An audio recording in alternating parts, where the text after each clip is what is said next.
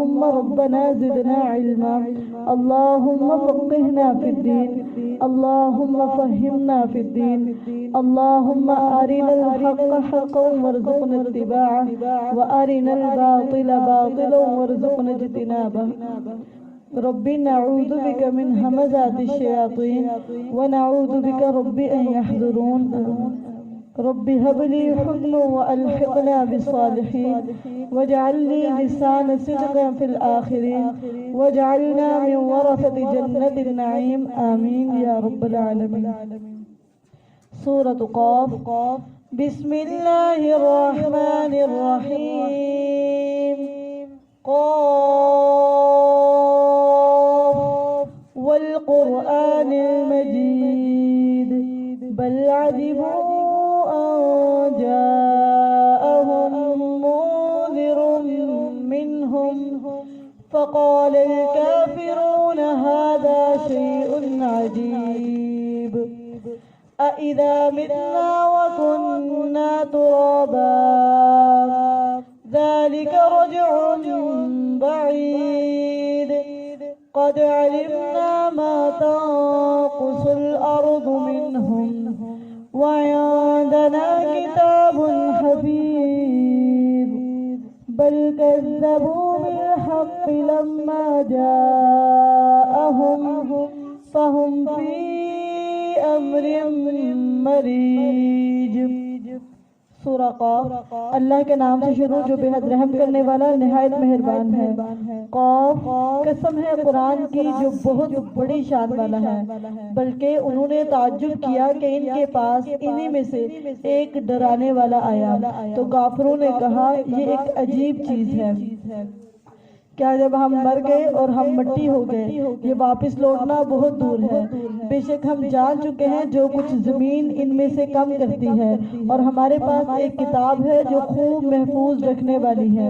بلکہ انہوں نے سچ کو جھٹلا دیا جب وہ ان کے پاس آیا بس وہ ایک الجھے ہوئے معاملے میں ہیں. تو کیا انہوں نے اپنے اوپر آسمان کی طرف نہیں دیکھا کہ ہم نے کیسے اسے بنایا اور اسے سجایا اور اس میں کوئی سوراخ نہیں ہے اور زمین ہم نے اسے پھیلایا اور اس میں گڑے ہوئے پہاڑ رکھ دیے اور اس میں خوبی والی ہر قسم ہو گئی ہر اس بندے کو دکھانے اور یاد دلانے کے لیے جو رجوع کرنے والا ہے. اور ہم نے آسمان سے ایک بہت بابرکت پانی اتارا ہے. تو بابرکت پانی سے مراد کون سا پانی ہے؟ بارش. اس کو برکتوں والا پانی کہا گیا. پھر ہم نے اس کے ساتھ اس پانی کے ساتھ باغات اور کاٹی جانے والی کھیتی کے دانے اگائے اور کھجوروں کے درخت لمبے لمبے جن کے تہ بتہ خوشے ہیں بندوں کو روزی دینے کے لیے. اور ہم نے اس کے ساتھ ایک مردہ شہر کو زندہ کر دیا. اسی طرح تم نے نکلنا ہے. ان سے پہلے نوح کی قوم نے جھٹلایا اور نوح والوں نے اور سمود نے جھٹلایا اور عاد اور فرعون نے جھٹلایا اور لوط کے بھائیوں نے جھٹلایا اور درختوں کے جھنڈ والوں نے جھٹلایا اور تبا کی قوم نے جھٹلایا. ان سب نے رسولوں کو جھٹلا دیا تو میرے عذاب کا وعدہ ثابت ہو گیا. تو کیا ہم پہلی دفعہ پیدا کرنے کے ساتھ تھک کر رہ گئے بلکہ وہ ایک نئے پیدا کیے جانے کے متعلق شک میں مبتلا ہیں. اور بلا شبہ یقیناً ہم نے انسان کو پیدا کیا اور ہم ان چیزوں کو جانتے ہیں جن کا وسوسہ انسان کا نفس ڈالتا ہے. یعنی اللہ رب العزت وسوسوں کو بھی جانتے ہیں. انسان کے ذہن میں انسان کے دل میں کیا کیا وسوسے آتے ہیں اللہ تعالیٰ ان وسوسوں کو بھی جانتے ہیں. انسان ان وسوسوں کو کس طرح جو ہے وہ دفاع کرتا ہے یا ان وسوسوں کو کس طرح خود سے دور کرتا ہے وہ ساری چیزیں اللہ تعالیٰ جانتے ہیں کہ انسان کس طرح وسوسوں سے کھیلتا رہتا ہے پریشان رہتا ہے. یہ وسوسے غمگین کرتے ہیں. یہ اندر کی جو کنڈیشن ہے اللہ تعالیٰ اس کو بھی جانتے ہیں. بلا شبہ یقیناً ہم نے انسان کو پیدا کیا اور ہم ان چیزوں کو جانتے ہیں جن کا وسوسہ اس کا نفس ڈالتا ہے. قرآن میں اللہ رب العزت فرماتے ہیں کہ جو شیطان ہے اس کی ایک صفت ہے خناس. وہ کیا کرتا ہے بار بار انسان کے نفس میں وسوسے ڈالتا ہے. اس کے دل میں اس کے دماغ میں برائی کے بے حیائی کے غلط کاموں کے کیا کرتا ہے وسوسے ڈالتا رہتا ہے. اور ایک دفعہ نہیں بار بار وسوسے ڈالتا ہے. تو یہ وسوسے ڈالنا شیطان کا کام ہے. اور اس وسوسوں کو ختم کیسے کیا جائے گا؟ رسول اللہ صلی اللہ علیہ وسلم نے اس کا حل معوذۃ میں بتایا. سورہ فلق اور ناس پڑھ کے خود پر دم کریں تو یہ جو وسوسے ہیں بار بار وسوسے آتے ہیں وہ ختم ہو جاتے ہیں. اسی طرح طرح نماز کے اندر جو وسوسے آتے ہیں تو رسول اللہ صلی اللہ علیہ وسلم نے ان کا طریقہ یہ بتایا کہ جب نماز میں وسوسہ آئے تو اپنی بائیں طرف 3 دفعہ پھٹکار دیں. پہلے 3 دفعہ پھٹکارے پھر دعا پڑھے اعوذ باللہ من شر الشیطان وشرہا. 3 دفعہ تعوذ کرے, 3 دفعہ اللہ کی پناہ میں آئے تاکہ جو وسوسے ہیں جب بھی کوئی نیکی کا کام کرنے لگے, جب بھی کوئی نیکی کا کام کرے شیطان نے وسوسے ڈالنے, اور ایک نہیں بارہا وسوسے ڈالتا رہے گا. تو انسان ان وسوسوں کے اندر جو ڈگمگ ہوتا رہتا ہے, کنفیوز ہوتا رہتا ہے, پریشان ہوتا رہتا ہے, بے چین اور ٹینشن ہوتا ہے, اللہ تعالیٰ اس بے چینی کو بھی جان لیتے ہیں. میرا بندہ کس قدر شیطان اس کو تنگ کرتا ہے, کس قدر پریشان کرتا ہے, کس قدر اس کو ٹارچر کرتا ہے. نماز کے اندر اتنے وسوسے, قرآن پڑھتے ہوئے اتنے وسوسے. تو ان وسوسوں کا حل کیا ہے کہ اسی وقت بائیں طرف پھٹکارا جائے 3 دفعہ. وہ ایک شیطان ہے جو انسان کے اندر بار بار وسوسے ڈالتا ہے, تو بائیں طرف پھٹکار کے 3 دفعہ اللہ کی پناہ میں آیا جائے تو پھر یہ ختم ہو جائے گا معاملہ. نماز کے اندر رکوع میں ہے, سجدے میں ہے, تشہد میں ہے, جب بھی بار بار وسوسے آ رہے ہیں, کوئی نہ کوئی خیالات آ رہے ہیں, ذہن میں کوئی بات آ رہی ہے, بار بار کوئی خوف آ رہا ہے, کوئی ٹینشن آ رہی ہے کہ یہ ہو جائے گا وہ ہو جائے گا, اس وقت فوراً سے بائیں طرف یہ وقت کرے اور دعا پڑھے اعوذ باللہ من شر الشیطان وشرہ, یا اعوذ باللہ من الشیطان الرجیم 3 دفعہ پڑھیں. اور بلا شبہ یقیناً ہم نے انسان کو پیدا کیا اور ہم ان چیزوں کو جانتے ہیں جن کا وسوسہ اس کا نفس ڈالتا ہے. اور حضرت آدم علیہ السلام کو بھی شیطان نے پھسلایا تو وسوسے کی وجہ سے, فوسوس لہم الشیطان لیبدی لہما ما بوریا. شیطان نے ان دونوں کے لیے وسوسہ ڈالا تاکہ ان کی شرمگاہ یعنی ظاہر ہو جائے, ان کے شرم کے مقام پر بے حیائی کا حکم دیتا, بے حیائی کے وسوسے ڈالتا ہے. تو یہ اس نے آدم علیہ السلام کے ساتھ بھی یہ وسوسوں والا کام کیا اور ان کو پھسلا دیا, وسوسوں کے ذریعے پھسلا دیا. تو اس لیے جب وسوسے آئیں تو فوراً سے اللہ کے پناہ میں آیا جائے, خود کو اللہ کے پناہ میں دیا جائے. اور بلا شبہ یقیناً ہم نے انسان کو پیدا کیا اور ہم ان چیزوں کو جانتے ہیں جن کا وسوسہ اس کا نفس ڈالتا ہے, اور ہم اس کی رگے جان سے بھی زیادہ اس کے قریب ہیں. وَنَحْنُ أَقْرَبُ إِلَيْهِ مِنْ حَبْلِ الْوَرِيدِ, ہم اس کی رگے جان سے بھی زیادہ, جو رگے جان ہے نا یہ اس سے بھی زیادہ اللہ تعالیٰ قریب ہے.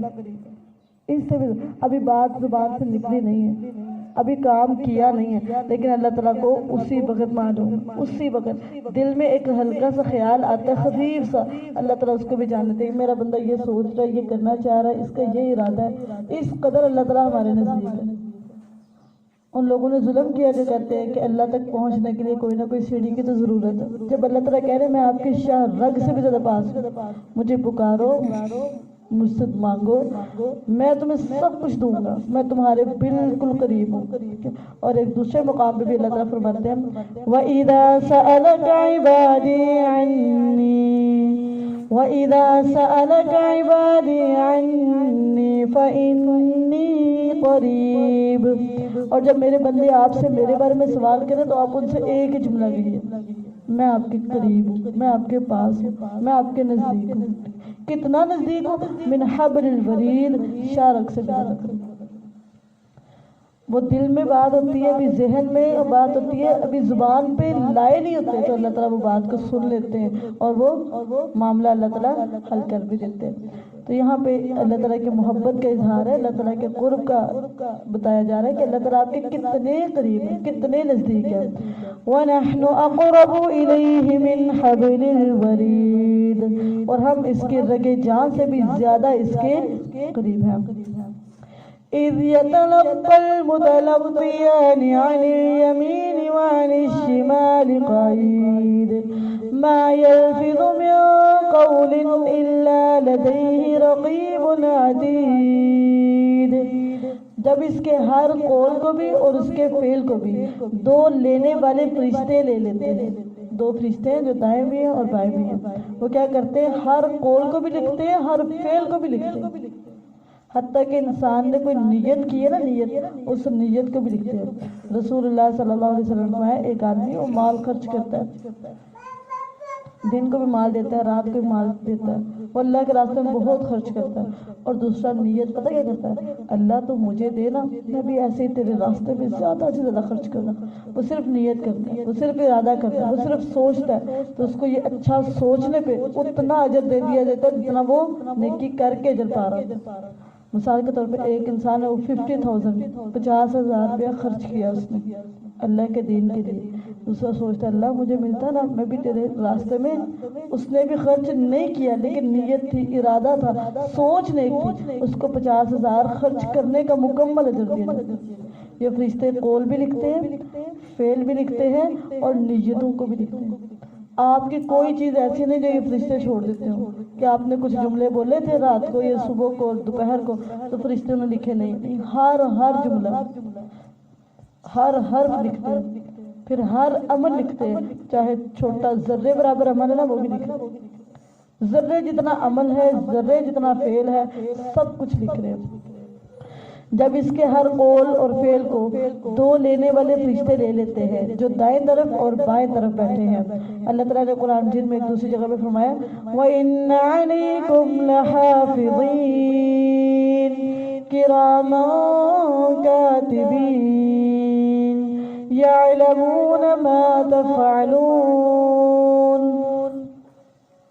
اس میں ان فرشتوں کا نام بتایا گیا، کرامہ کاتبین بتایا گیا۔ کرامہ کاتبین بڑے باعزت لوگ ہیں جو مسلسل لکھتے رہتے ہیں، اور وہ جانتے ہیں جو کچھ تم کرتے ہو، جو کچھ تم کرتے ہو ان سب کو پتہ چل جاتا ہے، تمہارے ہر عمل کی ان کو خبر ہے۔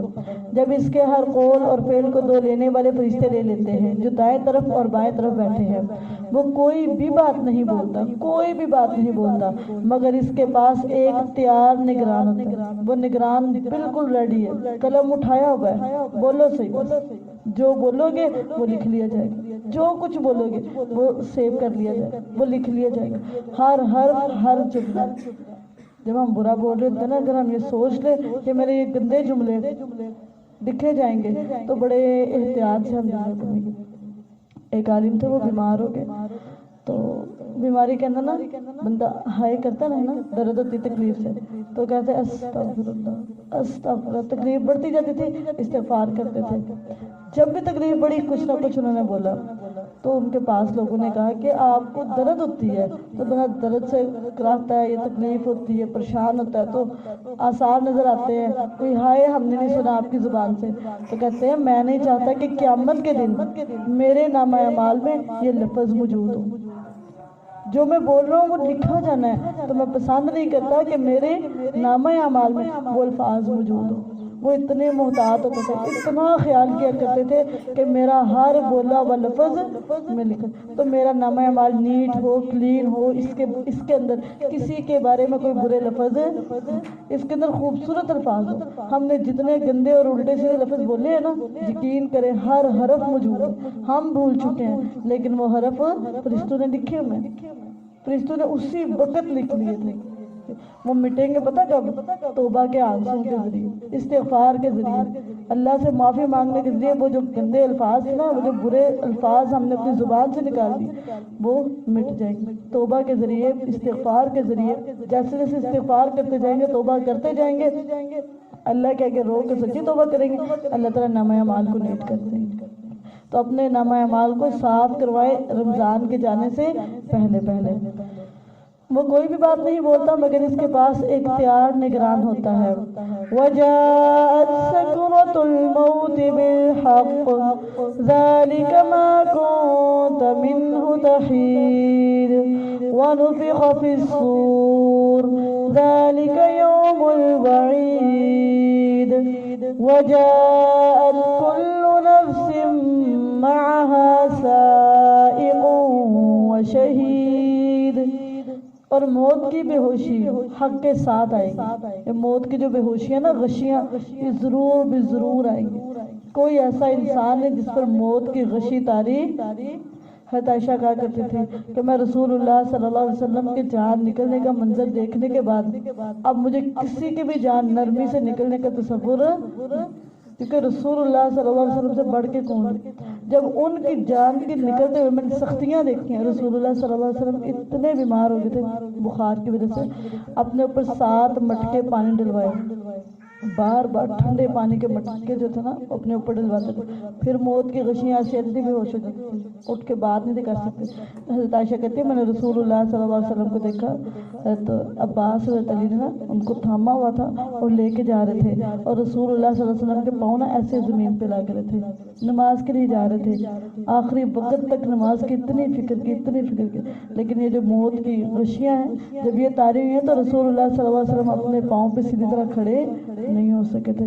تو کہتے ہیں جب میں نبی صلی اللہ علیہ وسلم کی موت کو دیکھا نا اس کے بعد سے مجھے اتنا ڈر لگ گیا، اتنا خوف، اور مجھے یقین آ گیا کہ جب نبی صلی اللہ علیہ وسلم اتنے قرب کے باوجود یہ چیزیں نبی صلی اللہ علیہ وسلم کے اوپر اتنی سختی سے آئی ہیں، اب کوئی بھی اس طرح کا نہیں ہے کہ جس کے آرام سے جان نکل جائے۔ وہ درد ہونی ہے، وہ تکلیف ہونی ہے، ایک دفعہ جسم سے روح نکلنی ہے تو وہ تکلیف ہونی وہ ایک جو تکلیف ہے نا وہ ہر ایک کے اوپر، چھوٹوں کے اوپر بھی۔ اور رسول اللہ صلی اللہ علیہ وسلم دعا بھی کیا کرتے تھے، اللہم اعنی علی غمرات الموت، اللہ میری مدد کر موت کی غشیوں میں، موت کی بے ہوشی میں میری مدد کر۔ اس وقت انسان اتنا لاغر کمزور اور بیمار ہو جاتا، شیطان پورا زور لگاتا کہ اب ہاتھ سے نکل گیا نا پھر نکل گیا، پورا زور لگاتا ہے، پوری کوشش کرتا ہے کہ بندے کو گمراہ کر دیا جائے۔ امام شافعی ان کے نا موت کے وقت قریب تھا تو بار بار نا اپنی گردن کیسے کہہ رہے تھے نہیں ابھی نہیں ابھی نہیں نہیں ابھی نہیں۔ تو ساتھ والوں نے پوچھا کہ کیا ہوا آپ کو، آپ بار بار کہہ رہے نہیں ابھی نہیں ابھی نہیں، کیا مسئلہ ہے؟ تو کہتے ہیں مجھے میرا نفس یعنی شیطان مجھے پتہ یہ کہہ رہا تھا کہ شافی تو میرے ہاتھ سے نکل گیا، شافی تو مجھ سے بچ گیا، تو مجھ سے نکل گیا، اور میں کہہ رہا تھا ابھی نہیں ابھی نہیں، جب تک میرے جسم میں جان ہے میں تیرا، تو میرا دشمن ہے اور میں نے تجھے دشمن ہی سمجھنا۔ یعنی موت تک دشمنی شیطان سے تھی ان کی، اور دوسرا یہ کہ شیطان موت کے وقت اتنا زیادہ زور ڈالتا ہے کہ اب بچ گیا نا پھر تو بچ گیا، پوری کوشش کرتا ہے کہ آخری لمحوں میں اس کو پکڑ لیا جائے، جکڑ لیا جائے، ساری زندگی کام کرتا رہے، اب آخری میں اس طرح کہ نبی صلی اللہ علیہ وسلم میں ایک بندہ نیکیاں کر کے جنت کے قریب ہو جاتا ہے، حتیٰ کہ ایک بال اس طرح جاتا ہے، بس ایسے اتنا سا وقفہ رہتا ہے، کوئی اس طرح کا جملہ بولتا ہے کہ اس کو اٹھا کے جہنم کے اندر پھینک دیا جاتا ہے موت کے قریب۔ ایک عالمہ تو کہتے ہیں ہم بیت اللہ میں گئے تھے، ایک مرد کو دیکھا وہ بار بار یہی دعا کر رہا تھا کہ اللہ میرا خاتمہ ایمان پہ کرنا، اللہ میرا خاتمہ ایمان پہ کرنا، اور رو رو کے بس یہ ایک ہی دعا ہے، اللہ میری موت اچھی، اللہ ایمان پہ موت دینا، اللہ خاتمہ ایمان پہ کرنا۔ انہوں نے سے پوچھا بھئی کیا مسئلہ، تم اتنی دعا صرف یہ ایک ہی کہہ رہے ہو کہ اللہ خاتمہ ایمان پہ کرنا؟ تو انہوں نے کہا میں ہاسپٹل میں کام کرتا تھا تو ایک آدمی تھا، لڑکا تھا، وہ ینگ لڑکا، بڑا ہی قرآن پڑھا کرتا تھا، بڑا زیادہ قرآن پڑھا کرتا تھا دن رات، اور ہم رشک کیا کرتے تھے، ہم جب بھی اس کے پاس سے گزرتے ہم رشک کیا کرتے تھے کہ بیماری کے اندر اتنا قرآن اتنا قرآن۔ کہتے ہیں ایک دن جب میں ہاسپٹل میں داخل ہوا اس کی وارڈ میں تو اس کو تکلیف بہت زیادہ تھی، بہت زیادہ تکلیف تھی، اور اس کے پاس لوگ بھی بیٹھے ہوئے تھے۔ اس نے کہا کہ گھر والوں سے کہا مجھے قرآن لا کے دو۔ لوگوں نے کہا کتنا خوش نصیب ہے، اتنی تکلیف اتنی درد اس میں کہہ رہے مجھے قرآن لا کے دو۔ جب قرآن لا کے دیا تو قرآن کو سامنے کر کہتے ہیں مانتے اس کو؟ کہتے ہیں ہاں ہم سب مانتے اس کو۔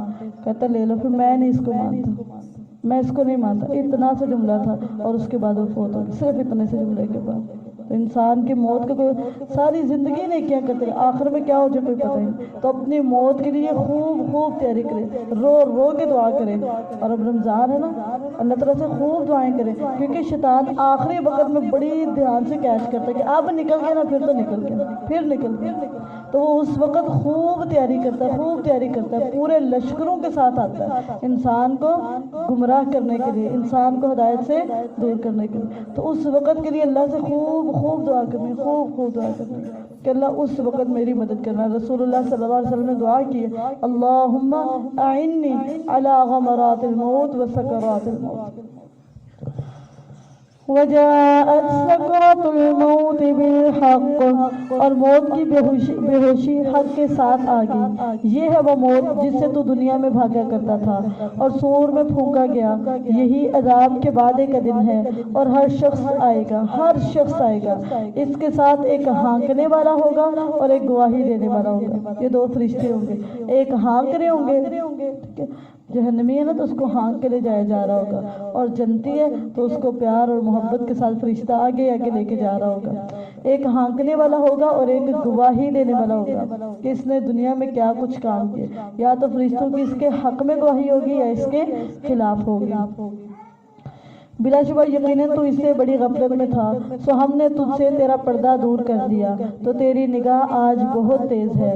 اور اس کا ساتھی فرشتہ کہے گا یہ ہے وہ جو میرے پاس تیار ہے، یعنی فرشتہ دکھا دے گا جو کچھ اس نے نامہ اعمال ریڈی کر کے رکھا ہوگا، موت تک جو کچھ کیا، قول بھی فعل بھی اور نیتیں جو کچھ تھا وہ سب کچھ ریڈی کر کے رکھا ہوگا۔ اور پھر کہے گا فرشتہ وَقَالَ قَرِينُهُ هَذَا مَا لَدَيَّ عَتِيدٌ، اور اس کا ساتھی فرشتہ کہے گا یہ ہے وہ نامہ اعمال جو میرے پاس تیار ہے، ریڈی ہے۔ اور جب اللہ تعالیٰ کو دکھایا جائے گا تو اللہ تعالیٰ فرمائیں گے القیا فی جہنم کل کفار عنید مناع للخیر معتد مریب الذی جعل مع اللہ الہا آخر فألقیاہ بالعذاب الشدید۔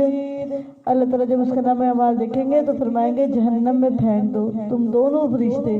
پتہ کس کس کو پھینکنا ہے؟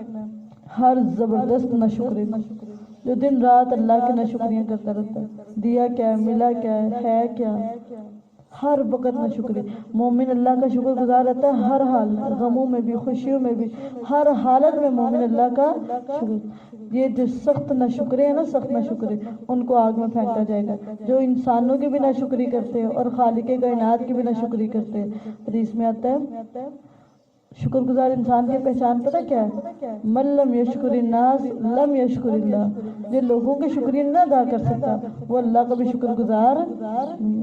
جن کو پتہ ہی نہیں ہے کہ ہم نے شکریہ ادا کرنا ہے، کسی نے نیکی کی ہے ہم نے اس کے نیکی کو جو ہے وہ ضائع نہیں ہونا، اس کے احسان کا بدلہ چکانا، وہ لوگوں کا شکریہ نہیں ادا کرتے تو وہ اللہ کے بھی شکر گزار نہیں۔ اللہ کا شکر گزار پتہ کون ہے؟ جو لوگوں کا شکر گزار۔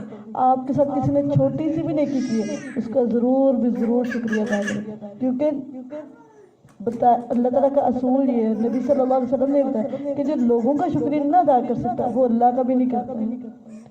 تو اس کی پہچان یہ ہے کہ آپ لوگوں کو کسی نے چھوٹی سی نیکی کی، چھوٹی سی نیکی کی ہے، آپ کی نظر میں چھوٹی ہے لیکن اللہ کی نظر میں بڑی بڑی ہے، اس کا ضرور بھی ضرور شکریہ ادا کریں۔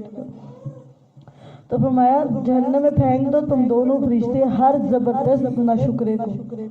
ایک ناشکری جہنم میں جانے کا ذریعہ ہے۔ اور رسول اللہ صلی اللہ علیہ وسلم نے فرمایا تھا میں نے عورتوں کی کثرت کو دیکھا ہے آگ میں گرے ہوئے، پوچھا کیوں، وجہ کیا ہے؟ اب بڑی زیادہ ناشکری کرتی ہیں، بڑی زیادہ ناشکری کرتے ہیں اپنے خامدوں کی، کہ آپ نے مجھے کبھی لا کے نہیں دیا، آپ نے مجھے کبھی یہ نہیں دیا، کبھی نہیں آپ نے ایسے بولا، یہ اتنی بڑی ناشکری۔ تو عورتوں کو ناشکری کی وجہ سے آگ میں پھینکا جا رہا ہے۔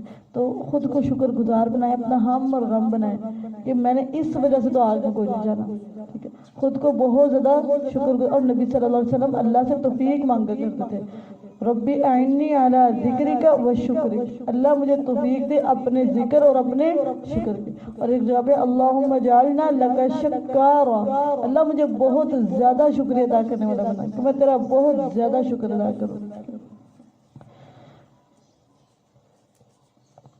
جہنم میں پھینک دو تم دونوں فرشتے ہر زبردست ناشکرے کو، ایک ناشکری اور دوسرا اناد، ٹھیک ہے؟ اپنے دل کے اندر کسی کے بارے میں اناد رکھنا، بغض رکھنا، حسد رکھنا، کینہ رکھنا، اپنا دل کسی کے بارے میں گندا رکھنا، یہ جہنم میں جانے کا ذریعہ۔ آپ جتنی مرضی نیکیاں کریں، جتنی مرضی نیکیاں کریں، لیکن آپ کا دل اگر اناد سے بھرا ہوا ہے نا، اس کے اندر اناد ہے، دشمنی ہے، حسد ہے، بغض ہے، گندے جذبات ہیں، جنت میں نہیں جا سکتے۔ رسول اللہ صلی اللہ علیہ وسلم اپنی مجلس میں بیٹھے ہوئے ایک آدمی گزرا، رسول اللہ صلی اللہ علیہ وسلم نے اس کو 3 دن تک جنتی کہا، 3 دن تک مسلسل کہا یہ جنت میں، یہ جنت میں۔ اور اس کا عمل کوئی بڑا عمل نہیں تھا، اس کا ایک ہی عمل تھا، اس نے اپنے دل میں کوئی بات رکھی نہیں، صاف ستھرا نیٹ رکھی، کوئی کسی کے بارے میں اناد نہیں، کوئی بغض نہیں، کوئی حسد نہیں، کوئی کینہ نہیں، صاف ستھرا دل۔ اور ابراہیم علیہ السلام کہتے تھے یوم لا ينفع مال ولا بنون الا من اتى الله بقلب سلیم، جس دن نہ تو مال کام آئے گا اور نہ ہی بیٹے، مگر پتہ کیا کام آئے گا؟ قلب سلیم۔ اس کے دل میں کسی کے بارے میں کچھ بھی نہیں، سلامت دل ہے، حسد سے، بغض سے، تکبر سے، ریاکاری سے، اناد سے، پاک اور صاف نیٹ دل ہے۔ ہم جتنا اپنے جسموں کی صفائی کا خیال رکھتے ہیں نا، اس سے ڈبل اور ٹرپل اپنے دل کی صفائی کا خیال رکھیں۔ اللہ جسموں کو نہیں، اللہ دلوں کو دیکھتے ہیں۔ تو اس دل کو، اور رسول اللہ صلی اللہ علیہ وسلم نے دل کے متعلق اتنی دعائیں کی، اتنی زیادہ۔ آپ نے سنا ہوگا، یا مقلب القلوب ثبت قلبی علی دینک، یا مصرف القلوب صرف قلبی علی طاعتک، ربنا لا تزغ قلوبنا بعد اذ ہدیتنا وہب لنا من لدنک رحمہ۔ یہ رسول اللہ صلی اللہ علیہ وسلم نے دعائیں کی، قرآن میں یہ دعائیں بتائی گئی۔ تو یہ دل کی اصلاح ہوگی تو جسم، اور رسول اللہ صلی اللہ علیہ وسلم پتہ کیا فرماتے ہیں؟ پورے جسم میں ایک ٹکڑا ایسا ہے، اگر یہ صحیح ہو گیا پورا جسم ہی ٹھیک ہے، اور اگر یہ خراب ہو گیا نا، پورا جسم ٹھیک ہونے کے باوجود خراب ہو جائے، پورا جسم خراب ہو جائے۔ اس دل کی اصلاح سب سے، دل بدلے گا تو عمل بدلیں گے، جب تک دل نہیں نہ بدلنا عمل ہی نہیں بدلنا۔ ہم کسی کے بارے میں اپنے دل میں کچھ بھی رکھیں گے نا، اگلے کا بال بھی بگڑ نہیں ہوگا، اگلے کا بال بھی بگڑ نہیں ہوگا، لیکن آپ کے اعمال قبول نہیں ہو سکتے، آپ کے عمل قبول نہیں ہو سکتے۔ اپنے اعمال ضائع ہو جاتے ہیں، اپنے اعمالوں کی بربادی ہے کہ اگر ہم اپنے دل میں کسی کے بارے میں حسد رکھے، بغض رکھے، کینہ رکھے، اگلے کا کچھ بھی نہیں جاتا، یقین کرے کچھ نہیں جاتا، اگلے کو کچھ نہیں بگڑتا، لیکن ہمارے اپنے عمل قبول نہیں ہوتے۔ جب تک دل صاف نہ ہو اعمال قبول، بندہ حج بھی کر لے، بندہ کچھ بھی کر لے، نیکی اس وقت تک قبول نہیں ہوتی جب تک کہ دل صاف رکھے۔ اللہ تعالیٰ نے قیامت کے دن جسموں سے پہلے دلوں کو دیکھا، اس دل میں کیا کچھ تھا، کس کے بارے میں کیا تھا، اور جس کے دل میں ذرہ برابر بھی کسی کے بارے میں کوئی حسد، بغض، کینہ ہے نا، کہ اس نے اپنے دل میں نفرت رکھی ہے، نبی صلی اللہ علیہ وسلم نے پتہ کیا فرمایا؟ ہر سوموار اور جمعرات کو اللہ کے سامنے اعمال پیش کیے جاتے ہیں، یہ جو فرشتوں نے لکھے ہوتے ہیں۔ اللہ تعالیٰ ان لوگوں کے اعمال قبول کرنے سے ملتوی کر دیتے ہیں، ڈیلے کر دیتے ہیں، جو اپنے کسی بھائی کے بارے میں اپنے دل میں بغض رکھے ہوتے ہیں، حسد رکھے ہوتے ہیں، کینہ رکھے ہوتے ہیں، دل سے غصے میں ہوتے ہیں، زبان سے یہ ہوتی ہے لیکن دل سے غصے ہیں، ان کے اعمال اللہ تعالیٰ قبول نہیں کرتے۔ ان کے وضو، ان کے رکوع، ان کے سجدے، ان کے روزے اللہ تعالیٰ قبول نہیں کرتے۔ اعمال کی قبولیت کی شرط یہ ہے کہ آپ کا دل متقی ہو، آپ کا دل پرہیزگار ہو، آپ کا دل صاف ستھرا ہو۔ ابراہیم علیہ السلام نے بولا نہیں تھا، الا من اتى اللہ بقلب سلیم، جو صحیح سالم دل لے کر آئے گا، اس کے اندر کوئی حسد نہیں ہے، کوئی بغض نہیں ہے، کوئی کینہ نہیں ہے، کسی کے بارے میں کوئی عداوت نہیں ہے، وہ فائدہ دے گا، وہ دل فائدہ دے گا اس کا، اور کوئی چیز کام نہیں آئے گی، نہ بیٹے اور نہ ہی مال۔ فائدہ پتہ کیا دے گا؟ دل، اور دل بھی وہ جو بالکل سالم ہوگا، ہر چیز سلامت ہوگا، کوئی حسد نہیں رکھا ہوا اس میں، کوئی بغض نہیں رکھا ہوا، کوئی تکبر نہیں ہے، کوئی اناد نہیں ہے، کوئی کسی سے دشمنی ہے کوئی، بلکہ صاف ستھرے دل ہے، نیٹ اور کلین دل ہے۔ جہنم میں پھینک دو تم دونوں فرشتے ہر زبردست ناشکرے کو، تو ناشکری جو ہے وہ جہنم میں جانے کا ذریعہ ہے، اور شکر گزاری جنت میں جانے کا۔ کسی نے آپ کے ساتھ ایک ذرہ بھی کیا نا، اس کے مشکور رہیں، اس کا شکریہ ادا کریں، اس کی قدردانی کریں، اس نے کی، بے شک اس نے ذرہ کیا، یہ ذرے قیامت کے دن آپ کو دیکھیں گے اس کا اجر کتنا زیادہ۔ دوسری بات، شکر گزاری جنت میں لے جائے گی اور ناشکری جہنم میں لے جائے گی۔ دیتے کیا ہے، دیا کیا ہے، دیا کیا ہے، یعنی اس طرح کے جملے، ناشکری آگ میں جانے کا ایک ناشکری، دوسرا کیا ہے، اناد، دل گندا رکھنا، کسی کے بارے میں اپنے دل میں میل رکھنا، اپنے دل میں کوئی گندگی رکھنا، حسد رکھنا، بغض رکھنا، کینہ رکھنا، کسی بھی قسم کا اناد رکھنا، یہ جنت سے محروم کر دیتا ہے۔ اگلے کا کیا نقصان ہے؟ اس کا کوئی نقصان نہیں، جنت سے بندہ محروم ہو جاتا ہے۔ تو اپنے دل کو ہمیشہ صاف ستھرا رکھے۔ دنیا میں رہتے ہوئے جنت کی بشارت اس انسان کو دی جو روز رات کو سوتا تھا دل کو صاف کر کے سوتا تھا، وہ دنیا میں رہتے ہوئے جنت کو پا گیا تھا۔ بار بار کوشش، اللہ سے دعا کرے، اللہ کے لیے بڑا ممکن ہے، اللہ تعالیٰ کے لیے بڑی، اللہ تعالیٰ جو ہے نا وہ دلوں کو صاف کر دیتا ہے۔ اللہ تعالیٰ دلوں کو صاف کرتے، اللہ سے رو کے دعا کرے اللہ میرے دل کو صاف کرے، تو کیسے ممکن ہے کہ دل نہ صاف ہو؟ لیکن اگر دل صاف نہیں نہ ہے کوئی عمل کرنے قبول تو نہیں ہونا۔ اور قیامت کے دن اگر کام بھی آنا ہے نا تو ابراہیم علیہ السلام پتہ کہہ رہے یوم لا ينفع مال ولا بنون لیکن الا من اتى اللہ بقلب، جس کا دل سے ہی ہوگا نا بس کامیاب ہے۔ اللہ نے دلوں کو چیک کرنا ہے۔ جہنم میں پھینک دو تم دونوں فرشتے ہر زبردست ناشکرے کو جو بہت اناج رکھنے والا ہے، مناع للخیر جو خیر کو بہت روکنے والا ہے۔ خیر کو اس سے دو مطلب ہے، خیر سے مراد یہ کہ بنائیاں نیکیاں اور اچھے کام ان سے بہت زیادہ روکتا ہے کہ کوئی اچھے کاموں کی طرف آئے نہ، کوئی اچھی بات سن نہ لے، کوئی اچھی بات سمجھ نہ لے، کوئی اچھی بات کی طرف چلنا پڑے۔ خیر اور بھلائی کو بہت زیادہ روکتا ہے، یعنی لوگوں کو روکتا ہے نیکیوں سے، لوگوں کو روکتا ہے قرآن پڑھنے سے، سننے سے، سمجھنے سے، قرآن کے راستے پر چلنے سے، ان کو قرآن کی طرف آنے نہیں دیتا۔ صرف روکتا نہیں بلکہ بہت زیادہ پابندیاں لگا دی، نہیں قرآن نہیں پڑھنے جانا، قرآن سننے نہیں جانا، قرآن سمجھنا نہیں ہے، اس محفل میں نہیں جانا، یعنی قرآن سے بہت زیادہ روکتا ہے۔ اور دوسری بات پتہ کیا، ایک تو خیر سے مراد کیا ہے، نیکیاں بھلائیاں اچھے کام، ٹھیک ہے، صلہ رحمی، یہ سارے کام یہ بھلائیوں میں آتا ہے۔ دوسرا اس سے مراد پتہ کیا ہے، خیر کہتے ہیں مال کو بھی، ٹھیک ہے، وہ مال کو بہت روکنے والا ہوتا ہے، بہت زیادہ روکتا ہے مال کو، دیتا نہیں، شیئرنگ نہیں کرتا، خرچ نہیں کرتا، صدقہ نہیں کرتا، وہ مال بس اکٹھا کر کے مال کو روک کے رکھتا ہے اپنے پاس، جمع کر کے رکھتا ہے، اس مال کو آگے نہیں جانے دیتا، اپنے پاس روک دیتا، تو یہ بندہ جنت میں نہیں جا سکتا۔ قرآن میں آتا ہے اللہ تعالیٰ فرماتے ہیں اے لوگوں جو ایمان لائے ہو مال خرچ کرو اور اپنے ہاتھوں کو ہلاکت میں نہ ڈالو۔ ہلاک بندہ کب ہوتا ہے، جب یہ ہاتھ خرچ نہیں کرتے، جب اللہ کے لیے نہیں نکلتا تب یہ ہاتھوں کو اور جسموں کو ہلاک کر دیا جاتا ہے۔ اور حدیث میں آتا نہیں ہے فرشتے روز دو دعائیں کرتے ہیں، ایک فرشتہ کہتا ہے اللہ جو دے تو اس کو اور دے دے، اس کا مال بڑھ جاتا ہے، اس کو فرشتوں کی دعا لگ جاتی ہے۔ اور دوسرا وہ ہے فرشتہ کہتا ہے اللہ یہ روک لے، اگر یہ روک لے تو اس کا ہلاک کر۔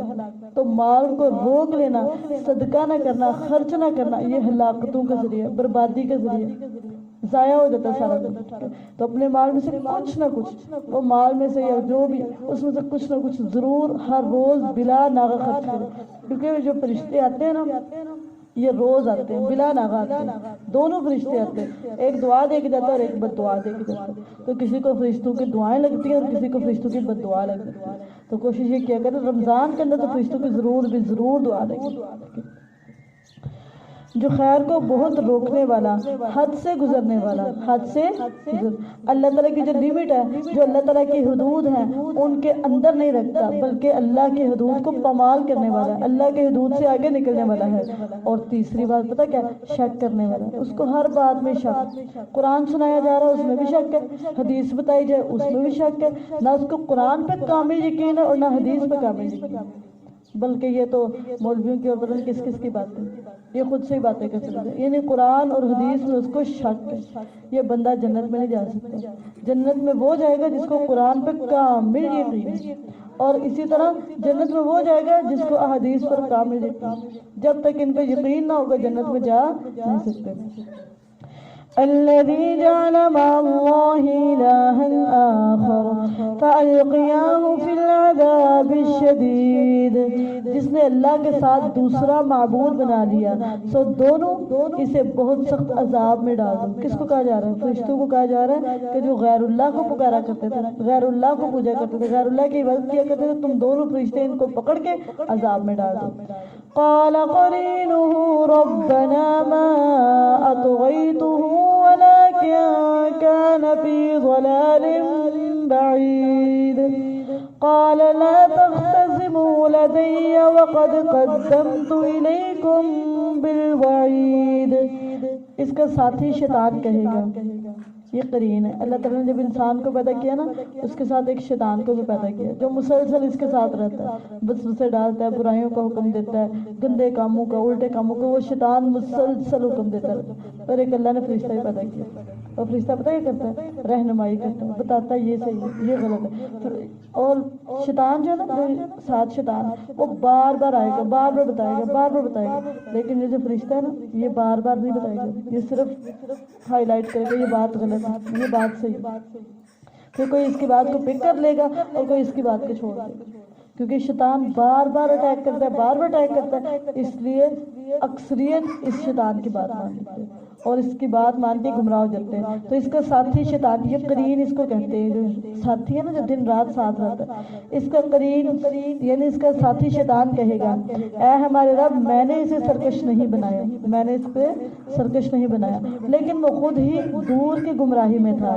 تو اللہ تعالیٰ فرمائیں گے میرے پاس جھگڑا مت کرو، حالانکہ میں نے تو تمہاری طرف ڈرانے کا پیغام پہلے حجت تو تمام ہوگی، اب میرے سامنے جھگڑا نہ کرو۔ میرے ہاں بات بدلی نہیں جاتی اور میں بندوں پر ہرگز کوئی ظلم ڈھانے والا نہیں۔ یوم نقول لجہنم هل امتلأت وتقول هل من مزید، جس دن ہم جہنم سے کہیں گے کیا تو بھر گئی ہے؟ اللہ تعالیٰ نے وعدہ کیا تھا جہنم سے لَأَمْلَأَنَّ جَهَنَّمَ مِنَ الْجِنَّةِ وَالنَّاسِ أَجْمَعِينَ، میں ضرور تجھے بھروں گا انسانوں کے ساتھ بھی اور جنوں سے بھی۔ اور پھر اللہ تعالیٰ پوچھیں گے، اور یہ جہنم کو اللہ تعالیٰ پتہ کیسے بھریں گے؟ 100 میں سے ایک جنت میں جا رہا ہے، 99 آگ میں جا رہا ہے، اتنی تعداد کثرت کے ساتھ۔ آج آپ دیکھیں یہی حال ہے، 100 لوگ کھڑے ہیں نا، اس میں سے کم ہی کو 10 کہنا بڑی مشکل سے، 10 کو قرآن کا صحیح علم ہے، دین کا صحیح علم ہے، شریعت کا صحیح علم ہے، اس کا علم ہوگا پھر ہی جنت میں جانا ہے نا، اس کا پتہ ہوگا پھر۔ آپ 100 لوگوں کو کھڑا کر کے دیکھ لیں، 10 کو بڑی مشکل سے پورے دین کی صحیح سمجھ ہوگی یا عمل کرنے والے۔ اسی طرح جہنم میں وہی لوگ جائیں گے جن کو دین کی سمجھ نہیں۔ اللہ تعالیٰ کہتے ہیں من یرید اللہ بہ خیرا یفقہہ فی الدین، جس کے ساتھ اللہ بھلائیوں کا ارادہ کر لیتا ہے نا، یعنی جنت کا، اللہ کی اپنی رضامندی کا، خوشنودی کا، اس کو دین کی سمجھ دے دیتا ہے، اس کو دین سمجھ آنے لگتا ہے، دین کے احکامات سمجھ آتے ہیں۔ آج دیکھیں امت مسلمہ میں 100 لوگوں کو کھڑا کر کے دیکھیں کتنے لوگوں کو دین کی سمجھ ہے، اور جن کو دین کی سمجھ نہیں نا ہے وہ اپنے آپ کو سب سے بڑا خوش قسمت سمجھتے ہیں، سب سے بڑا نصیب والا سمجھتے ہیں، حالانکہ بد نصیب اور خیر سے محروم وہ انسان ہے جس کو دین کی سمجھ نہیں، کیونکہ اللہ نے اس کے ساتھ خیر کا ارادہ نہیں کیا، خیر کا جس کے ساتھ ارادہ کر رہے اس کو دین کی طرف لیا۔ تو آپ دیکھیں کتنے لوگ ہیں جن کے ساتھ خیر کا ارادہ ہے، کتنے لوگ ہیں جو جنت کی طرف چل رہے ہیں۔ تو قیامت کے دن جہنم کو بھرا جائے گا، 100 لوگوں میں سے ایک جنت میں جا رہا ہے اور 99 آگ کے اندر جا رہا ہے۔ پھر اللہ تعالیٰ پوچھیں گے جہنم سے هل امتلأت، کیا بھر گئی ہے تو؟ اتنی انسانیت کیا بھر گئی ہے تو پتہ کیا ہے وَتَقُولُ هَلْ مِن مَزِيدٍ، وہ کہے گی کیا کچھ مزید ہے؟ اور اللہ تعالیٰ جی اور ابھی تو نہیں، ابھی تو بس نہیں، کیا اور بھی ہے؟ اور بھی داخل کر دیں میں بھری اتنی گہری جہنم ہے، اتنی بڑی جہنم، اور بھرنے کا نام نہیں۔ پھر اللہ تعالیٰ اپنا قدم نہ اس کے اوپر زور سے رکھے گی، اس وقت کہے گی قد اللہ تعالیٰ جی اب بس ہو گئی، ٹھیک ہے۔ تو یہ جہنم بھری پتہ کیسے ہے؟ 100 میں سے صرف ایک جنت میں اور 99 آگ میں جا رہا، اس طرح جہنم کو بھرا جائے گا۔ اللہم انا نعوذ بک من عذاب جہنم، اللہم انا نعوذ بک من عذاب جہنم۔ رسول اللہ صلی اللہ علیہ وسلم نماز میں سلام اس وقت تک نہیں پھیرا کرتے تھے جب تک کہ 4 چیزوں سے اللہ کی پناہ نہیں مانگے کرتے تھے۔ اللہم انی اعوذ بک من عذاب القبر ومن عذاب جہنم ومن شر فتنة المحیا والممات ومن شر فتنة المسیح الدجال۔ یہ 4 چیزوں سے اللہ کی پناہ میں آتے ہر نماز میں، پھر سلام پھیرا کرتے تھے، اس سے پہلے سلام نہیں کرتے تھے۔ تو یہ 4 چیزیں بہت خطرناک ہے، تو ان سے دل سے دعا کرنی چاہیے کہ اللہ ان 4 چیزوں کے فتنوں سے محفوظ فرمائے۔ وَأُزْلِفَتِ الْجَنَّةُ لِلْمُتَّقِينَ غَيْرَ بَعِيدٍ، اور جنت پرہیزگاروں کے لیے قریب کر دی جائے گی، ان کے پاس کر دی جائے گی۔ کیوں؟ تاکہ ان کی خوشی میں اضافہ ہو جائے. دور نہیں رکھی جائے گی ان کے، ہے جنت دور لیکن ان کے قریب کر دی جائے گی، ان کو پاس سے دکھائی جائے گی جیسے یہ سامنے ہی تو ہے. اور پتہ کس کی جنت قریب کی جائے گی؟ جس کے اندر تقویٰ. کچھ لوگوں کو تو جنت کے اندر لے کے جایا جائے گا نا، چلو آؤ آپ کو جنت کی طرف لے کے جائے، لیکن متقین کے لیے جنت کو پاس کیا جائے. اتنا اعزاز ہے، یعنی اتنا اللہ نے شرف دیا متقی انسان، اور یہ مشکل تو نہیں ہے. اللہ سے دعائیں کریں، اپنا ہم اور غم بنائیں. ہم نے متقی بننا ہے، متقین کا امام بننا ہے. متقی کو پروٹوکول یہ دیا جائے گا کہ ان کو جنت کی طرف نہیں بلکہ جنت کو ان کے قریب کر دیا جائے گا، اور جنت پرہیزگاروں کے لیے قریب کر دی جائے گی جو کچھ دور نہ ہوگی. یہ ہے جس کا تم سے وعدہ کیا جاتا تھا. اور جنت میں جانے والے پتہ کون ہے؟ متقی. پتہ کون ہے؟ اس کی دو صفات ہیں. هذا ما توعدون لكل أواب حفيظ من خشي الرحمن بالغيب وجاء بقلب منيب ادخلوها بسلام ذلك يوم الخلود. اور جنت پرہیزگاروں کے لیے قریب کر دی جائے گی جو کچھ دور نہ ہوگی، اور کہا جائے گا یہ ہے جس کا تم سے وعدہ کیا جاتا تھا ہر اس شخص کے لیے جو بہت زیادہ رجوع کرنے والا، رجوع اللہ، دل کو اللہ کے ساتھ اٹیچ رکھنے والا، بار بار اللہ کی طرف پلٹنے والا، بار بار اللہ کی طرف رجوع کرنے والا. اس کے ہاتھ اللہ کی طرف رجوع کرتے ہیں، اس کی زبان، اس کا دل، اس کا جسم بار بار اللہ کی طرف کیا کرتا ہے؟ رجوع کرتا ہے. وہ اللہ کی طرف بار بار پلٹتا ہے، خوشیوں میں بھی، غموں میں بھی، تکلیفوں میں، بیماریوں میں، رجوع اللہ، اللہ کی طرف پلٹتا ہے. یہ جنتی انسان ہے. جنتی انسان کون ہے؟ جو بار بار اللہ کی طرف رجوع کرنے والا ہے. اور تمام انبیاء میں یہ صفت پائی جاتی تھی، تمام انبیاء. سلیمان علیہ السلام کا اللہ نے ذکر کیا، داؤد علیہ السلام کا اللہ نے ذکر کیا، اور خاص طور پر بتایا کہ میرے ایسے بندے تھے جو بار بار رجوع کیا کرتے، بار بار رجوع کیا کرتے تھے. تو رجوع اللہ یہ انبیاء کا شیوا، انبیاء کی سنت ہے. دوسری بات، حفیظ، حفاظت کرنے والا. جنت میں کون جائے گا؟ جو حفاظت کرنے والا. کس کی؟ نبی صلی اللہ علیہ وسلم نے جو اپنی زبان کی گارنٹی دے، میں اس کو جنت کی گارنٹی دیتا ہوں. پھر رسول اللہ صلی اللہ علیہ وسلم نے عورتوں کو بولا جو اپنے جسم کی حفاظت کرتی ہے، اپنے آپ کو غیر محرموں سے بچاتی ہے، اپنے جسے کہتے ہیں نا لون، اس کی حفاظت کرتی ہے، اپنے جسم کی کامل حفاظت کرتی ہے، میں اس کو جنت کی، اور صرف جنت کی نہیں، جنت کے 8 دروازوں میں سے جہاں سے چاہے داخل ہو. یہ حفاظت کرنے والی ہے اپنے جسم کی، حدود اللہ کی حفاظت کرنے والی ہے، حدود اللہ کی محافظ ہے، اپنی زبان کی حفاظت کرنے والی، اپنی آنکھوں کی حفاظت کرنے والی. ایسی عورت کے لیے کیا کہا؟ جنت ہے. اور صرف جنت نہیں، جنت کے 8 دروازے اس عورت کے لیے کھولے جائیں گے. من خشی الرحمن بالغیب وجاء بقلب منیب. اب بتایا جا رہا ہے جنت میں کون جائے گا. 2 صفات آپ نے پڑھ لی، ایک رجوع اللہ اور دوسری کیا ہے؟ حفاظت. اللہ کی حدود کی، اپنی زبان کی، اپنے جسم کی، اپنی آنکھوں کی، خود کی حفاظت کرنا، غیر محرموں سے بھی بچانا اور بری باتوں سے بھی بچانا. تیسری بات، من خشی الرحمن بالغیب، جو رحمان سے بغیر دیکھے ڈر گیا، جو اللہ کو دیکھا نہیں ہے لیکن اللہ سے ڈر بڑا لگتا ہے، اللہ سے خوف بڑا آتا ہے، اس انسان کے لیے جنت ہے. اور قرآن میں آتا ہے، آگے آپ پڑھیں گے، وَلِمَنْ خَافَ مَقَامَ رَبِّهِ جَنَّتَانِ، جو اپنے رب کے سامنے کھڑے ہونے سے ڈر گیا نا، اس کے لیے 2 جنتیں ہیں، 2 باغات ہیں اس کے لیے. ایکسٹرا انعام دیا جا رہا ہے کہ اپنے رب سے ڈرتا تھا. تو جو رحمان سے بغیر دیکھے ڈر گیا. اور تیسری بات، رجوع کرنے والا دل لے کر آیا، وجاء بقلب منیب، اللہ کے پاس ایسا دل لے کر آیا جو اللہ کی طرف بہت زیادہ رجوع کرنے والا تھا. کچھ لوگوں کے دل ہوتے ہیں نا، زبانیں ذکر کرتی ہی رہتی ہیں لیکن دل سے رجوع، یہاں پہ بتایا وہ دل جو رجوع کرنے والا، دل سے رجوع کیا جائے، دل سے رجوع کرنے والا جنت میں جائے گا. جو اللہ سے رجوع صرف زبان سے نہیں کرتا، اپنے عملوں سے نہیں کرتا، بلکہ دل کے ساتھ اللہ کی طرف رجوع کرتا، اس کا دل اللہ کی طرف متوجہ ہوتا ہے، وہ اپنے دل کے ساتھ اللہ کی طرف متوجہ ہوتا ہے. اور یہاں پہ بھی کامیاب اور جنتی انسان پتہ کس کو کہا گیا؟ جس کا دل اللہ کی طرف، جس کے دل کا دھیان اللہ کی طرف، جس نے اپنا دل اللہ سے لگایا. جس کے دل میں اللہ کی محبت ہے، اللہ کا پیار ہے، اللہ کی طرف اس کا دل لوٹنے والا، رجوع کرنے والا، یہ انسان جنتی انسان۔ میں نے آپ کو پہلے بتایا قیامت کے دن کامیاب ہونے کا انحصار دلوں پر ہے۔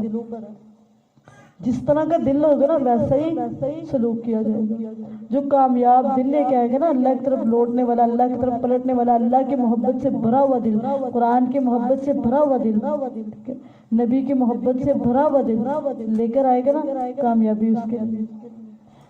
آپ نے کبھی سوچا کہ دیکھیں ایک قرآن ہے نا، قرآن کی محبت کرتے ہیں نا، قرآن سے ہم سب محبت کرتے ہیں، قرآن سے، قرآن لانے والے سے محبت کرتے ہیں کہ نہیں؟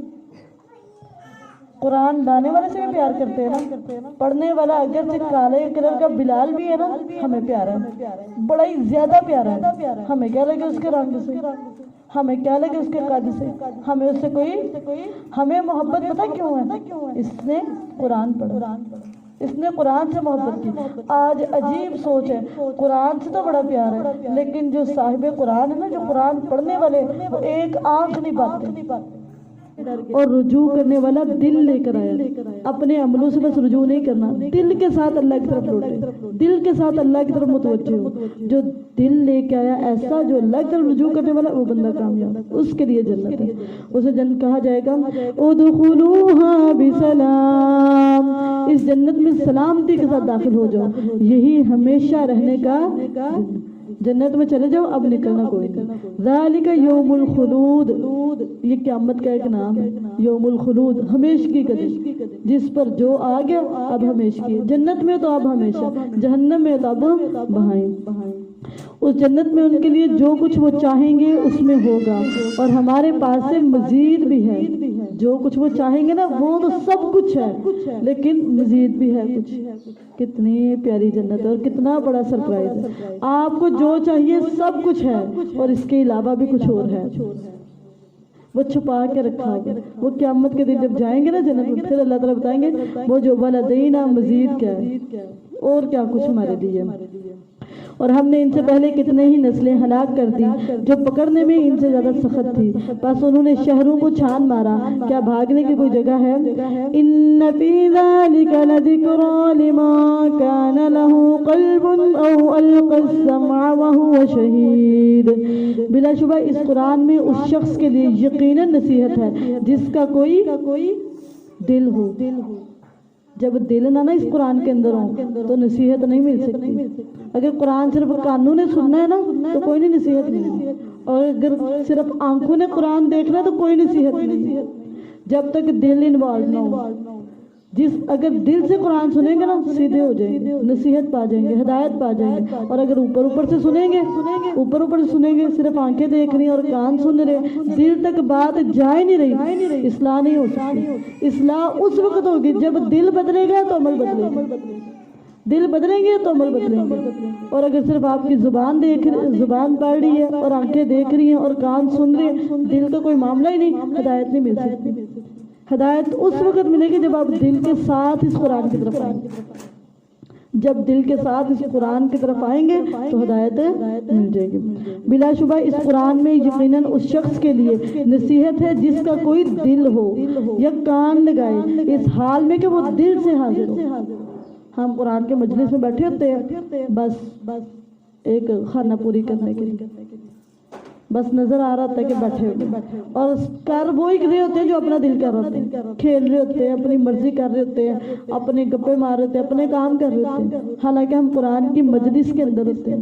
تو قرآن کی مجلس میں بیٹھنے کے باوجود ہدایت نہیں ملتی، کیوں؟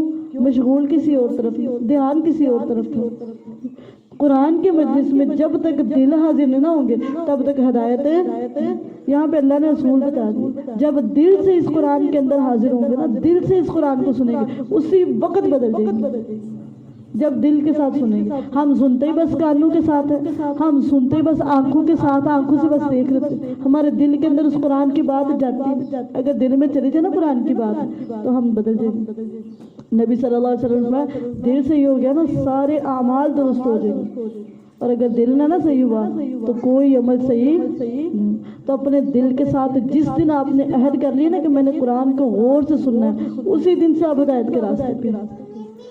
کیونکہ اللہ تعالیٰ فرما رہے ہیں بلا شبہ اس میں یعنی اس قرآن میں اس شخص کے لیے یقیناً پکی بات ہے نصیحت ہے جس کا کوئی دل ہو یا کان لگائے اس حال میں کہ وہ دل سے حاضر ہو، دل سے سنے گا تو نصیحت ضرور بھی ضرور پائے گا۔ تو قرآن کی نصیحت ان کو فائدہ دے گی جو قرآن کو دل سے سنیں گے۔ اور بلا شبہ یقیناً ہم نے آسمانوں اور زمین کو اور جو کچھ ان دونوں کے درمیان ہے صرف 6 دنوں میں پیدا کیا اور ہمیں کسی قسم کی تھکاوٹ نے نہیں چھوا۔ اللہ اکبر، اللہ تعالیٰ کتنے بڑے، اتنا بڑا آسمان بنا کے بنایا۔ یہ دھواں تھا پہلے، یہ آسمان ہے دھواں تھا، اللہ نے اس کو ایک نہیں 7 آسمانوں میں کنورٹ کیا، اور یہ زمین نے اس کے نیچے 6 اور زمینیں بنائی، 7 زمینیں 7 آسمان بنائی، اور اللہ کو ذرہ برابر تھکاوٹ ہے۔ ہمیں ایک گھر بنا کے نا تھکاوٹ ہو گئی، تھک ٹوٹ گئے ہیں، ایک دیوار بنا لے، 2 دیواریں بنا لے، چھت ڈال لے، تھک جاتے ہیں، ہماری بس ہو جاتی۔ اور اللہ کا عنایت کرا اس نے 7 آسمان بنائے، 7 زمینیں کا تھکاوٹ چھوئی بھی نہیں، ٹچ بھی نہیں تھکاوٹ۔ حضرت عائشہ نبی صلی اللہ علیہ وسلم کی بیٹی ہیں حضرت فاطمہ، تو وہ گھر کے بڑے زیادہ کام کیا کرتی تھی، اور وہ جنت کی شہزادی بھی ہیں۔ یہ فاطمہ رضی اللہ عنہا کی سنت ہے گھر کے کام کرنا، اور ان کو جنت کی شہزادی کہا گیا۔ تھک جاتی تھی، اللہ کے رسول صلی اللہ علیہ وسلم کے پاس آئی، کہا مجھے کوئی خادم دے دو، کوئی مجھے غلام دے دے۔ کہا فاطمہ جب اپنے بستر پہ جاؤ نا 33 دفعہ کو سبحان اللہ، اللہ تو پاک، 33 دفعہ کو الحمدللہ، اللہ ساری خوبیاں ساری تعریفیں تیرے لیے، اللہ اکبر، اللہ تو سب سے بڑا ہے۔ یہ جملے کہو گے تمہارا جسم کے اندر سے ساری تھکاوٹ ختم ہو گئی، ساری تھکاوٹ ختم ہو گئی۔ جب بندہ اللہ کی پاکیزگی بیان کرتا ہے، پھر اللہ کی حمد بیان کرتا ہے یا اللہ کی بڑائی بیان کرتا ہے، جسم کے انگ سے تھکاوٹ نکل جاتی ہے، ختم ہو جاتی ہے، جسم فریش ہو جاتا ہے، ریلیکس ہو جاتا ہے، جسم کی تھکاوٹیں ختم ہو جاتی ہیں۔ تو یہ جو تسبیحات ہیں سبحان اللہ، الحمدللہ، اللہ اکبر، یہ تھکاوٹوں کو توڑ دینے والی ہیں۔ جس اللہ کا ذکر کر رہے ہیں نا اس کو کبھی تھکاوٹ نے چھوا ہی نہیں، اور ان اذکار کو کرنے سے تھکاوٹ بالکل ختم ہو جاتی ہے۔ فاصبر على ما يقولون وسبح بحمد ربك قبل طلوع الشمس وقبل الغروب ومن الليل فسبحه وأدبار السجود۔ اس پر صبر کر جو کچھ وہ کہتے ہیں، جو کچھ بولتے ہیں نا ان پر صبر کرتا۔ اب یہ کس کو حکم دیا جا رہا ہے؟ نبی صلی اللہ علیہ وسلم کو۔ نبی صلی اللہ علیہ وسلم جو کام کر رہے تھے نا دین کا، کچھ لوگ تو تھے جو بڑے ہی مومن تھے، وہ سنتے تھے مانتے تھے، اور رسول اللہ صلی اللہ علیہ وسلم کی عزت کرتے تھے، احترام کرتے تھے، ان کا دفاع کیا کرتے تھے، کسی کو رسول اللہ صلی اللہ علیہ وسلم کے خلاف بولنے نہیں دیتے تھے۔ نبی صلی اللہ علیہ وسلم کی اتنی عزت، اتنا احترام، اتنا پیار کرتے تھے کہ یہ اللہ کی طرف سے ہمیں پڑھانے آئے، اللہ کی طرف سے ہمیں سمجھانے آئے، اللہ کی طرف سے دین کا کام کر رہے ہیں۔ وہ عزت کرتے تھے، احترام کرتے تھے، تعظیم کرتے تھے، ان کے ساتھ محبت اور پیار کیا کرتے تھے اپنی جانوں سے بڑھ کے۔ کیوں پیار کیا کرتے تھے؟ کہ یہ ہمارے اللہ کے دین کا، یہ ہمیں اللہ کا راستہ دکھا رہا ہے، یہ ہمیں جنت کا راستہ دکھا رہا ہے۔ اسی ملک کے اندر، اسی کنبے کے اندر یا اسی علاقے کے اندر، اسی شہر کے اندر کچھ بدقسمت لوگ بھی تھے۔ جہاں پہ عزت اور دفاع کرنے والے موجود تھے وہاں پہ بدقسمت بھی موجود تھے، جو رسول اللہ صلی اللہ علیہ وسلم کے خلاف ہمیشہ زبان چلاتے تھے، ہمیشہ ان کو برا بھلا کہتے تھے۔ وہ یہ نہیں دیکھتے تھے کہ یہ پیغمبر تو اللہ کے دین کا کام کرتا ہے، اللہ کا پیغام پہنچاتا ہے، اس کے رسول، اللہ کے رسول صلی اللہ علیہ وسلم اتنا اچھا اخلاق پیش کرتا ہے، اللہ کی باتیں ہمیں بتاتا ہے، ہمیں جنت کا راستہ دکھاتا ہے، کچھ بھی نہیں دیکھتے تھے۔ اور پتہ کیا کرتے تھے؟ اس کے خلاف سازشیں بھی کرتے تھے، کس طرح اس کو تکلیف دی جائے، زبان سے بھی تکلیف دیا کرتے تھے، اپنے عمل کے ساتھ بھی تکلیف دیا کرتے تھے، اور کوشش کیا کرتے تھے اس کی کوئی عزت نہ کرے، اس کو بزد کرے، جہاں یہ جائے وہاں پہ اس کو بزد کیا جائے۔ اور حتیٰ کہ رسول اللہ صلی اللہ علیہ وسلم ایک جگہ پہ درس دیا نا، نبی صلی اللہ علیہ وسلم ابھی سائڈ پہ نہیں ہوئے، آگے کہتے ہیں یہ ایسا ہے، یہ ایسا ہی ایسا، مجنون ہے، یہ دیوانہ ہے، یہ پاگل ہے، یہ شاعر ہے، یہ تو کاہن ہے جس کی تم باتیں سنتے ہو۔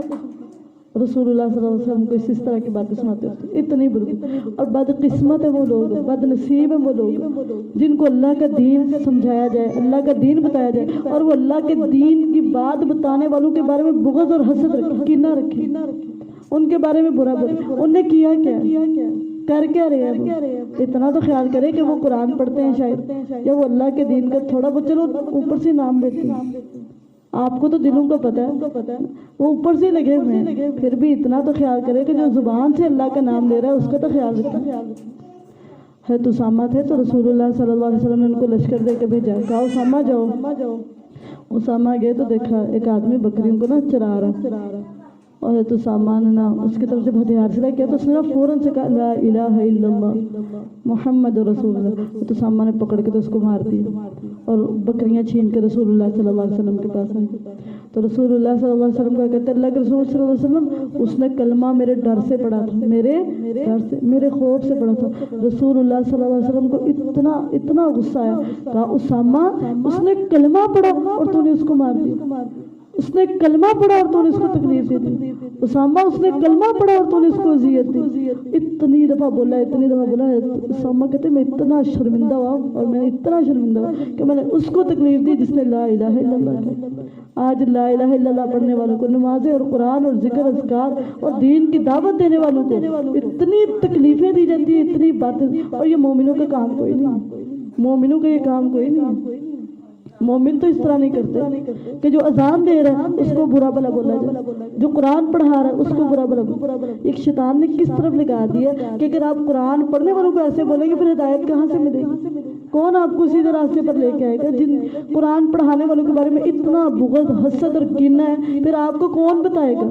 جو آیات بتانے آتا ہے، سمجھانے آتا ہے، دین کی دعوت دینے آتا ہے، اس کو بدنام کر کے اور برا کہہ کے اس کو چھوڑ دیتے، پھر ہدایت کہاں سے لینی، سمجھ کہاں سے لینی، دین کہاں سے سیکھیں گے؟ اگر دین والے سارے بڑے برے ہیں تو کہاں سے دین سیکھیں گے؟ خود تو ابھی تک پڑھنا نہیں آیا ہے، خود تو ہم پڑھ نہیں سکتے تھے۔ تو ایک بات یاد رکھے، جو دین کا کام کرتا ہے، دین کو سکھاتا ہے، سیکھتا ہے، سناتا ہے، اس کی تھوڑی بہت عزت کیا کرے کہ یہ اللہ کے دین کا کام کر رہا ہے، اللہ نے اس کو چنا ہوا ہے، یہ اللہ کی آیات پڑھتا ہے، اس نے کلمہ پڑھا ہوا ہے، اس کے لیے ہمارے لیے اس کے مال، جان، عزت سب کچھ حرام ہے۔ ہم اس کی عزت کو پامال نہیں کر سکتے، ہم اس کے مال کو پامال، اس کی حرمت کو پامال ہے۔ اور نبی صلی اللہ علیہ وسلم پتہ کیا فرماتے تھے؟ مومن کی حرمت کعبے سے بھی زیادہ۔ آج پتہ ہی کوئی نہیں، مومنوں کو گالیاں دی جا رہی ہیں، ان کو تکلیف، اور نبی صلی اللہ علیہ وسلم پتہ کیا تم میں سے بہترین وہ ہے جو قرآن سیکھتا ہے یا سکھا رہا ہے، وہ بہترین۔ اب بہترین لوگوں کو گالیاں دی جاتی ہیں، اور خود ہم اس درجے میں نہیں پہنچے کہ ہم بہترین بنیں، لیکن جو پڑھنے لگ جاتا ہے یا پڑھانے لگ جاتا ہے نا، وہ ہماری نظر میں سب سے برا ترین انسان ہوتا ہے، اس سے بڑا بدبخت اس بستی میں ہے ہی کوئی نہیں۔ تو اپنی سوچوں کو چینج کرے، جب نبی صلی اللہ علیہ وسلم اس کو بہتر کہہ رہے ہیں نا، ہمیں بہتر سمجھنا چاہیے کہ شاید یہ بہتر ہو۔ فَاصْبِرْ عَلَىٰ مَا يَقُولُونَ، تو اس پر صبر کر جو کچھ وہ کہتے ہیں۔ اب نبی صلی اللہ علیہ وسلم کہا جا رہا ہے کہ ان سے میں نپٹ لوں گا، آپ بس صبر کا دامن اپنے ہاتھ سے نہ جانے دیں۔ صبر کے بعد دوسرا کام پتہ کیا کرنا ہے؟ فَسَبِّحْ بِحَمْدِ رَبِّكَ قَبْلَ طُلُوعِ الشَّمْسِ وَقَبْلَ الْغُرُوبِ، سورج طلوع ہونے سے پہلے اور غروب ہونے سے پہلے اپنے رب کی حمد کے ساتھ اس کی تسبیح کرو۔ دو کام کرنے ہیں، ایک اللہ کی پاکی بیان کرنی ہے اور ایک اللہ کی حمد بیان کرنی ہے۔ اور کب کرنی ہے؟ صبح بھی اور شام بھی۔ صبح کب؟ سورج نکلنے سے پہلے، اور شام کو کب؟ سورج ڈوبنے سے پہلے۔ نبی صلی اللہ علیہ وسلم بتائے یہ دونوں ٹائم فرشتوں کے آنے کے ہوتے ہیں، اس وقت بھی فرشتے آ رہے ہوتے ہیں اور اس وقت فرشتے جا رہے ہوتے ہیں، اور وہ گواہی دیتے ہیں اللہ جب ہم آئے تیرے بندے تجھے یاد کر رہے، تجھے یاد کر رہے۔ تو یہ اللہ کی یاد کا وقت ہے۔ پیچھے آپ نے داؤد علیہ السلام کے بارے میں پڑھا، وہ بھی انہی اوقات میں تسبیح کیا کرتے تھے، اور یہ کام کتنا امپورٹنٹ ہے، تسبیح بھی اور اللہ کی حمد بھی، یہ دونوں کام بہت ضروری ہے۔ اس سے مراد صبح اور شام کے اذکار بھی ہیں۔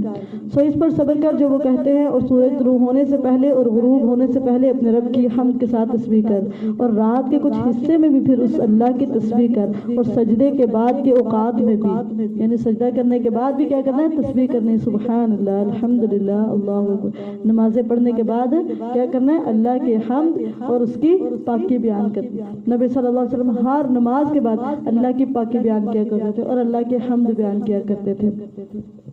اور کان لگا کر سن، جس دن پکارنے والا ایک قریب جگہ سے پکارے گا، جس دن وہ چیخ کو حق کے ساتھ سنیں گے۔ یہ نکلنے کا دن ہے اپنی قبروں سے، بے شک ہم ہی زندہ کرتے ہیں اور ہم ہی مارتے ہیں اور ہماری ہی طرف لوٹ کر آنا ہے۔